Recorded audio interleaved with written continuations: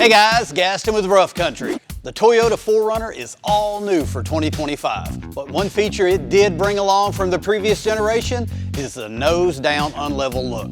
Rough Country's got exactly what you need with our 1.5 to 2 inch leveling kit. Now this kit is a simple bolt-on installation that does not require disassembly of the factory strut. We call it an 1.5 to 2 inch kit because you have the option.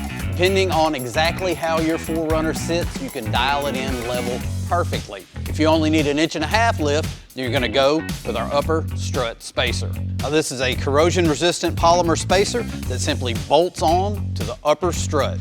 But if you find that your 4Runner needs a full 2 inches to be level, once you've bolted this to the top of your factory strut, you're gonna simply slip on the supplied shim and bolt it into the vehicle. So if your 2025 4Runner is looking a little down in the front, level up with our 1.5 to 2 inch level kit.